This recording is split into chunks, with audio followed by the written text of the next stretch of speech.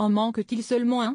Non, tous les poncifs du genre se succèdent à un rythme soutenu dans le téléfilm Je voulais juste rentrer chez moi, tiré du récit autobiographique de Patrick Dils édition Michel Lafon.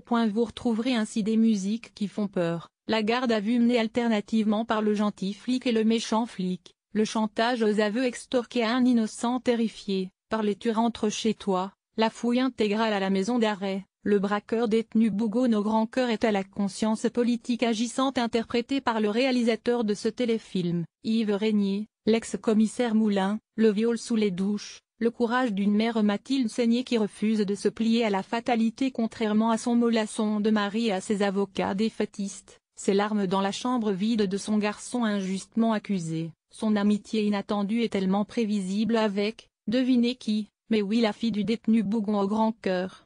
Vous aurez également droit aux journalistes moins ballots que les autres, au tolard compatissant, au tolard ignoble, et à l'attendrissant rapprochement de la mère de l'innocent et de celle d'une des victimes, dans la chambre où, tout à l'heure, sanglotait la première.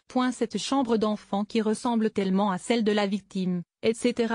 L'affaire Dils est de celle qui pourrait permettre à un scénariste motivé de proposer un point de vue sur une des plus retentissantes erreurs judiciaires de la fin du XXe siècle.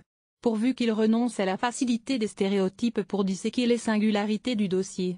Patrick Dils est cet adolescent de 16 ans condamné à perpétuité pour le meurtre sauvage de 2 enfants, commis en septembre 1986 près de Metz. Il faudra attendre des années pour que la justice découvre que Francis Holm, tueur en série patenté, se trouvait sur les lieux le jour des faits. Une procédure de révision, enfin, est lancée.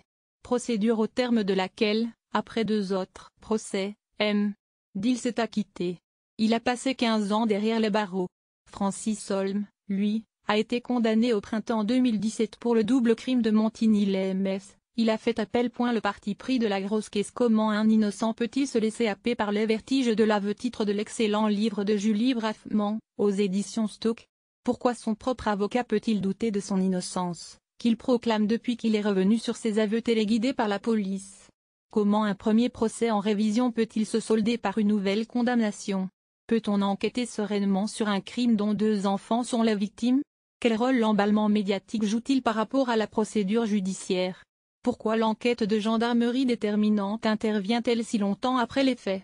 Autant de questions qui appellent des réponses fines, des analyses subtiles, de l'épaisseur humaine, un regard de cinéaste. Mais l'équipe de Je voulais seulement rentrer chez moi a pris le parti de la grosse caisse. Psychologie sommaire, dialogue téléphoné, effet standard. Ce téléfilm pourrait aussi bien retracer n'importe quelle affaire dans laquelle la justice s'est trompée de coupable. À la fin, l'acteur qui joue Patrick Dils, Thomas Mustin, abandonne ses moches lunettes fumées et se rase la moustache. Il ne ressemble plus à Patrick Dils, mais à un cousin lorrain de Matt Damon. On voudrait juste éteindre la télévision. À savoir, le téléfilm sera suivi d'un débat présenté par Julien Bugier sur le thème accusé à tort, faut-il avoir peur de la justice? En présence de Patrick Dils, Yves Régnier, M. Dupond-Moretti, Olivier Leur, Julie Braffman, Georges Fenech et Mathieu Delahousse.